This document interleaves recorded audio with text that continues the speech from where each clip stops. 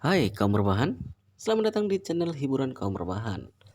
Admin akan melanjutkan menceritakan sebuah cerita novel yang sangat seru, yang sangat menarik, yang sangat menghibur, yang sangat layak untuk diikuti dari awal hingga akhir.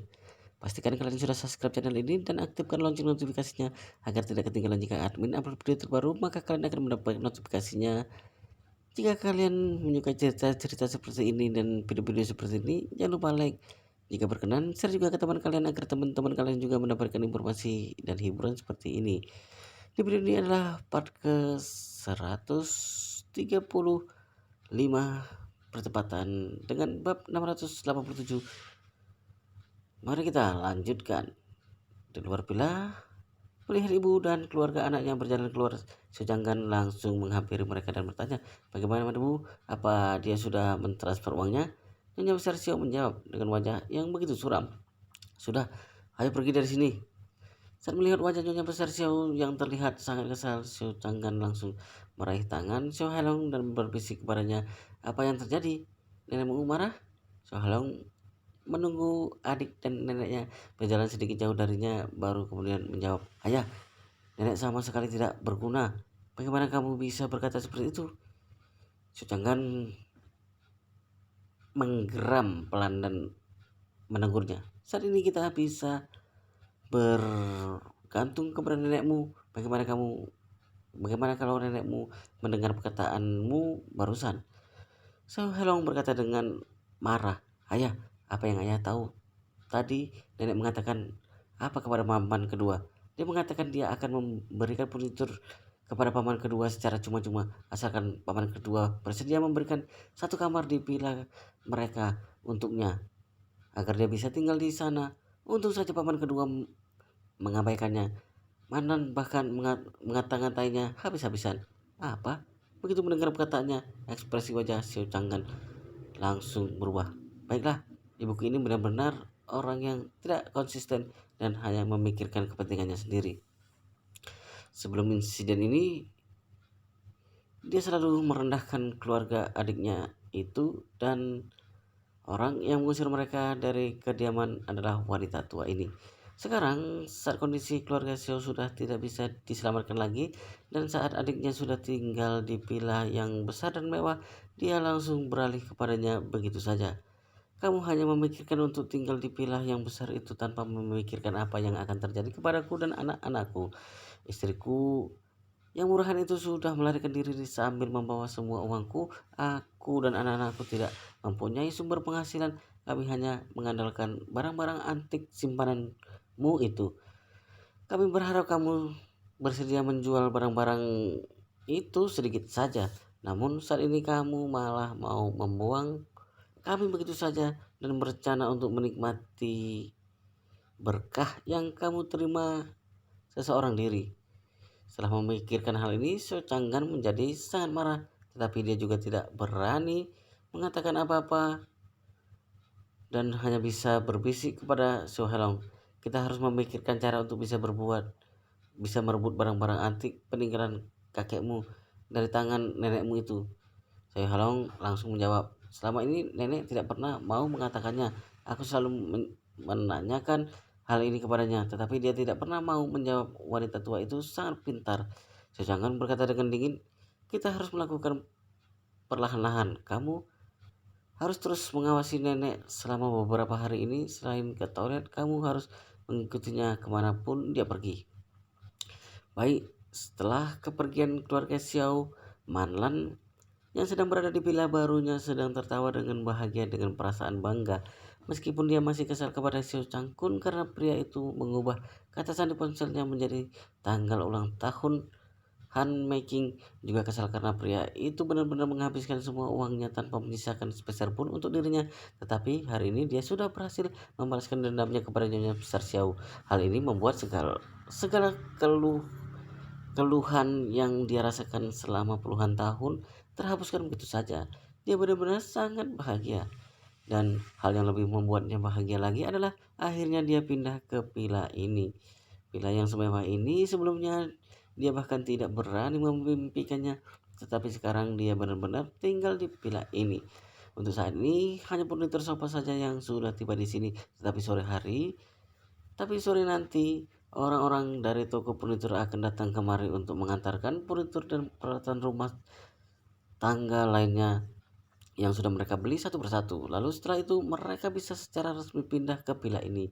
Manan benar-benar sangat bersemangat. Dia berkata kepada si curan, "Aku dan ayahmu akan tidur di kamar paling besar yang ada di lantai 3."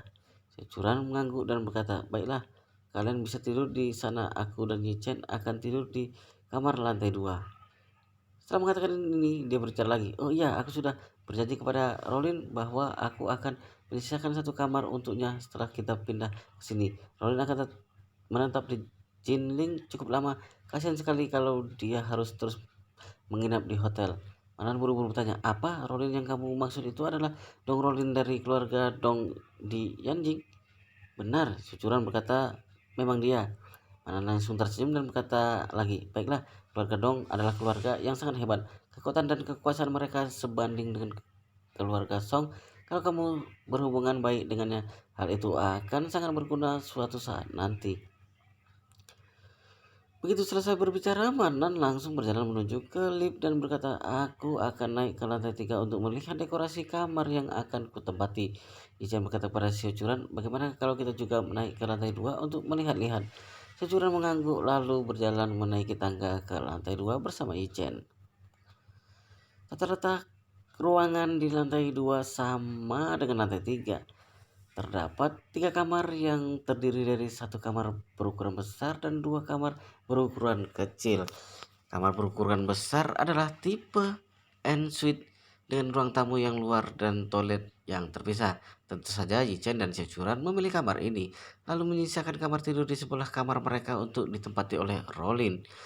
Di lantai 2 masih ada satu kamar lagi. Securan berencana untuk menjadikan kamar tersebut sebagai ruangan kerjanya. Perusahaannya seringkali memintanya untuk membuat gambar desain dan rencana dekor rekonstruksi, sehingga dia memerlukan sebuah ruangan yang bisa digunakan untuk mengerjakan pekerjaannya.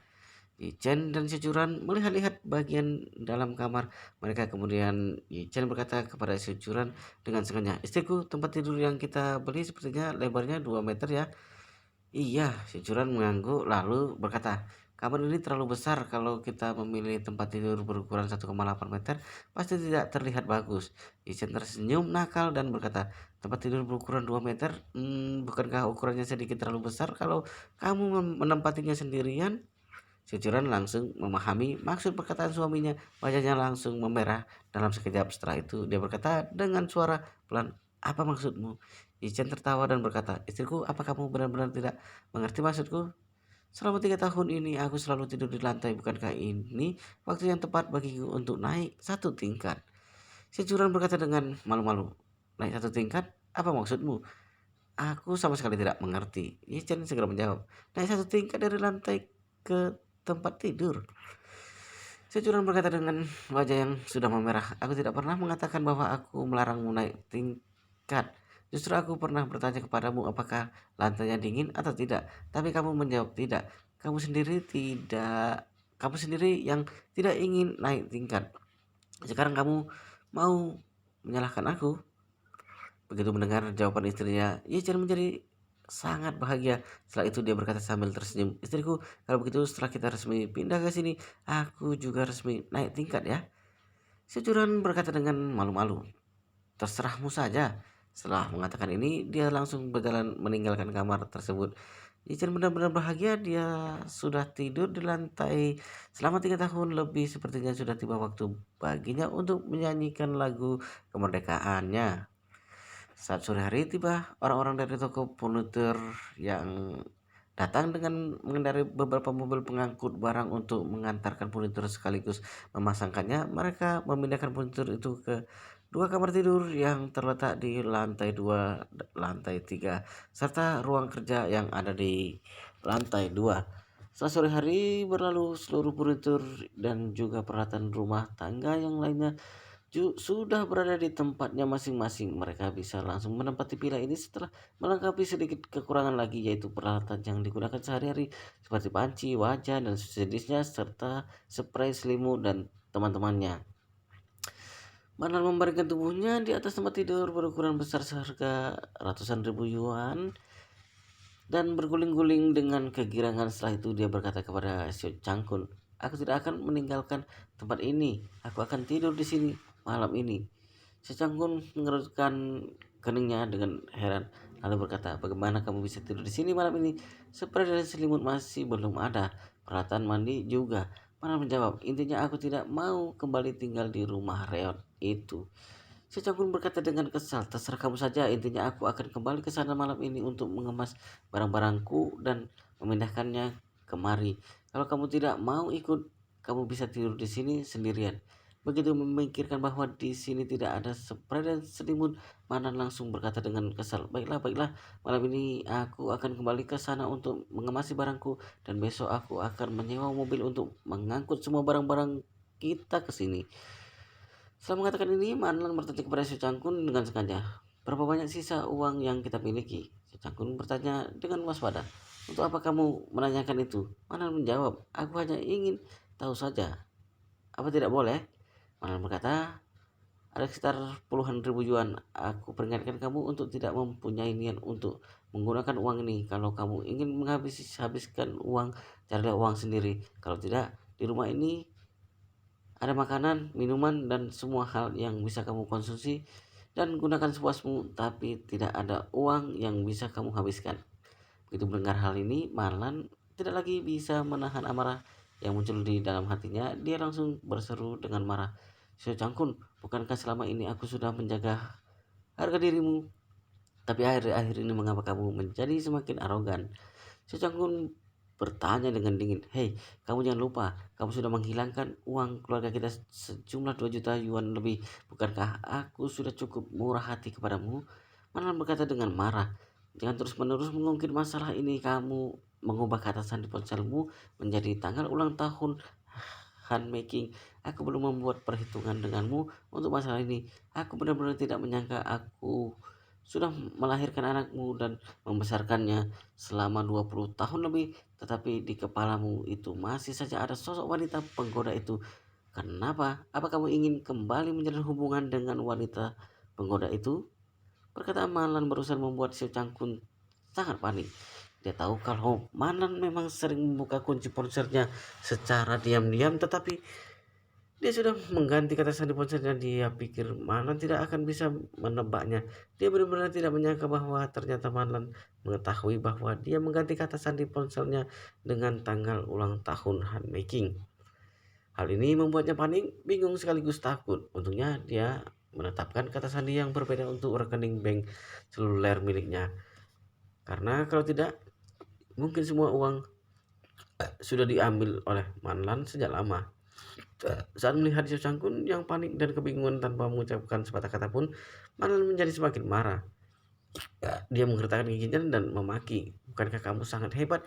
Beberapa hari ini kamu memukulku, memakiku, dan memasang wajah meremehkan di hadapanku.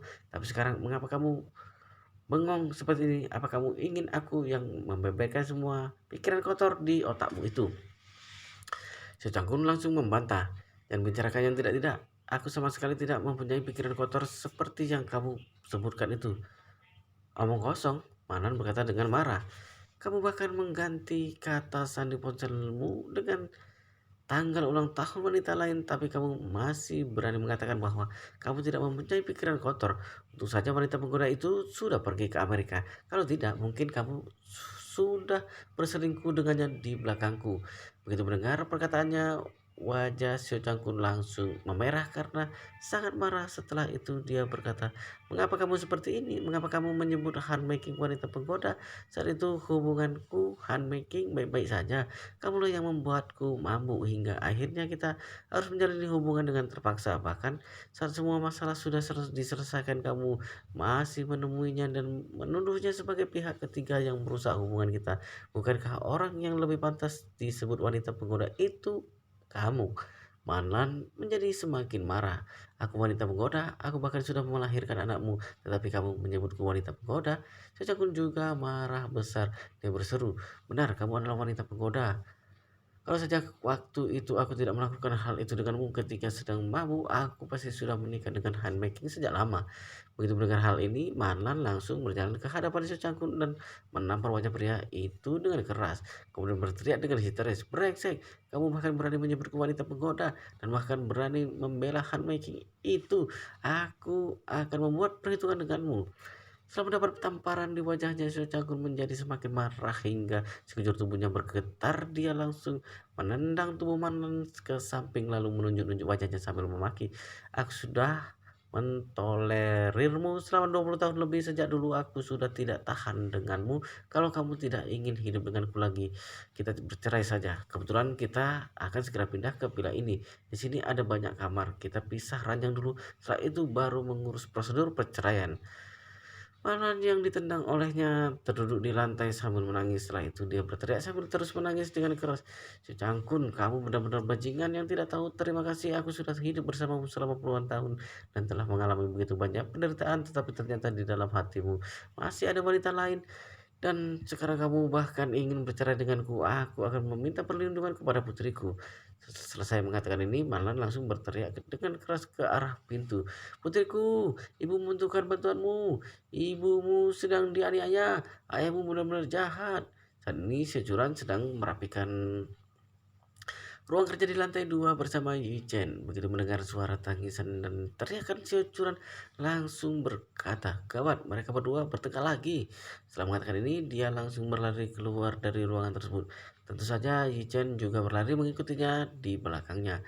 Mereka berdua bergegas ke lantai atas. Begitu mereka memasuki kamar tidur utama di lantai 3, mereka melihat Malan sedang duduk lemas di lantai dengan wajah yang dipenuhi air mata.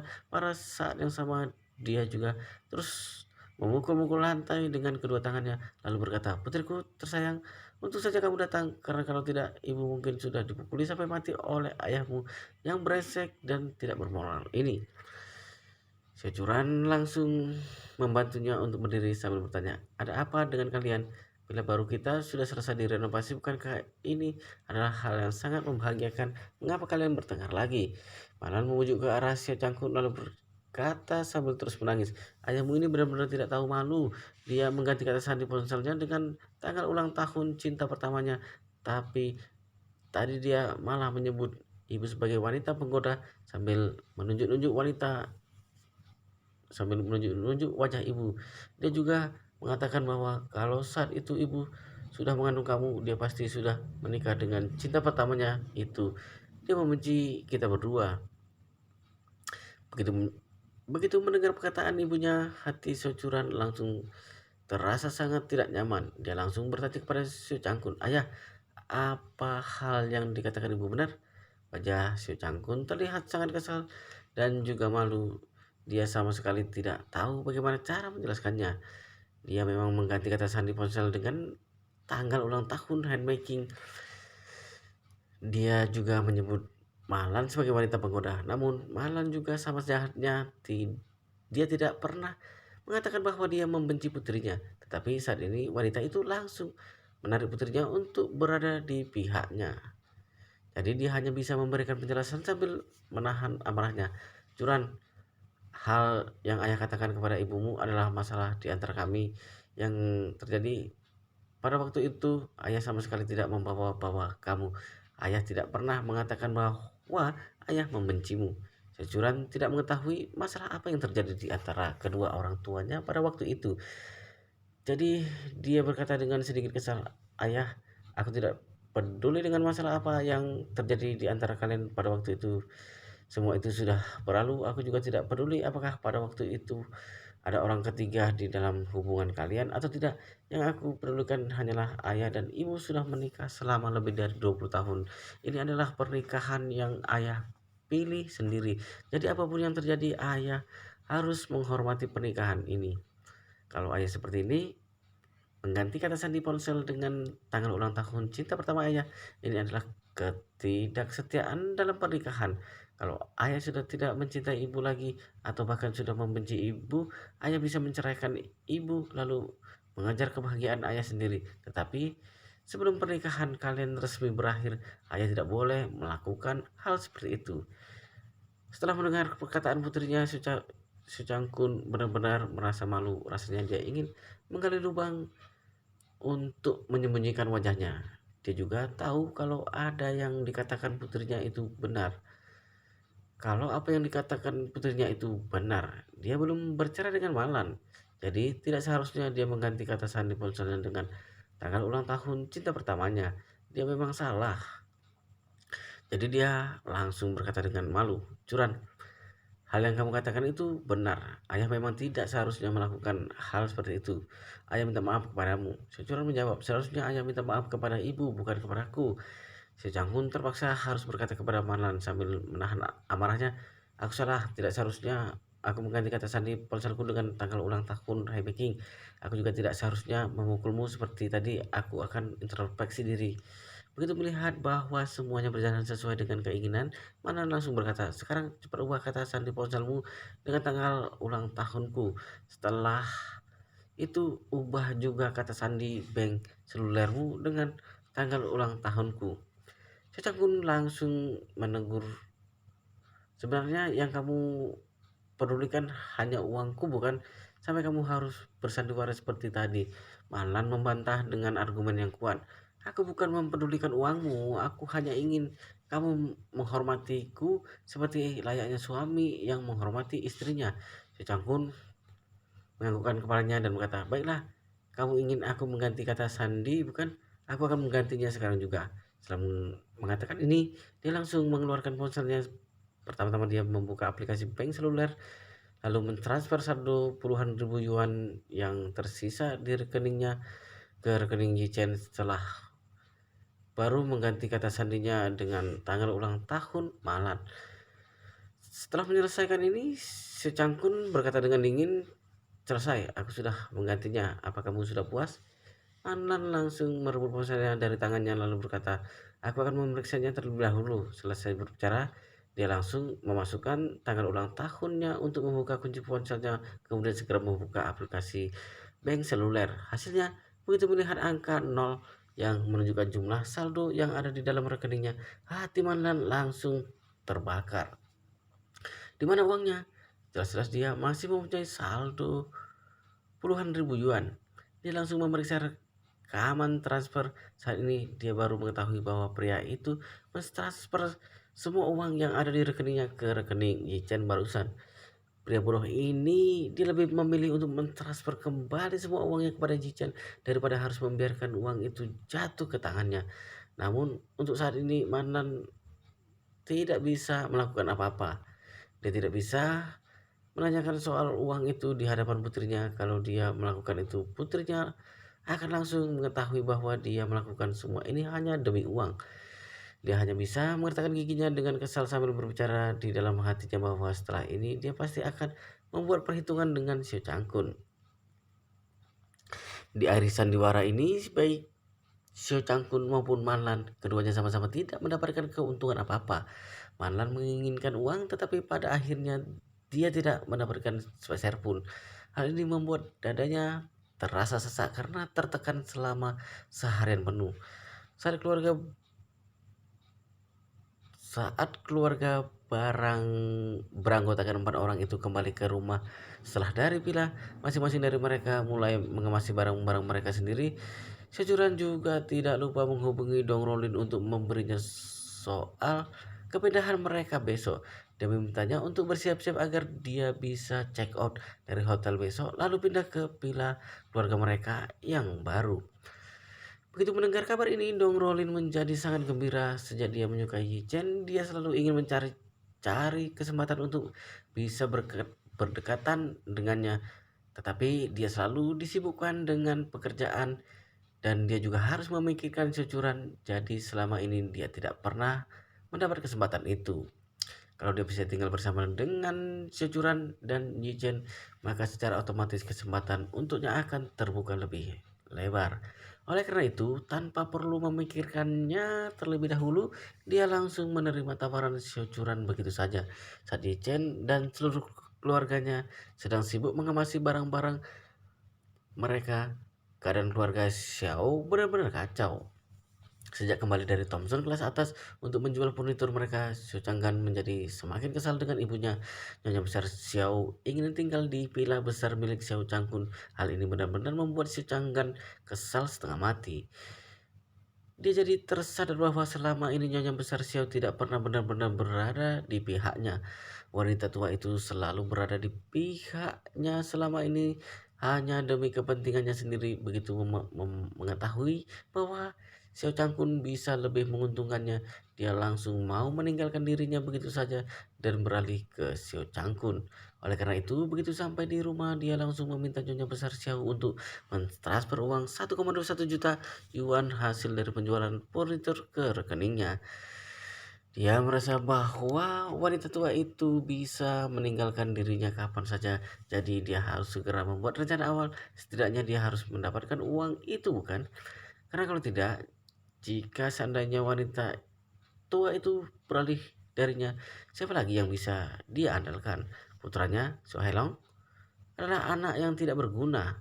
Dulu saat keluarga Xiao masih baik-baik saja, dia membiarkannya melakukan hal apapun yang dia inginkan. Jadi putranya itu hanya bersantai-santai dan tidak melakukan apapun. Sekarang saat keluarga Xiao sedang mengalami keterpurukan, dia tidak bisa mengharapkan putranya itu untuk bekerja dan menghasilkan uang. Hal itu sama sekali tidak mungkin. Sedangkan putrinya Wewe adalah seekor burung kenari.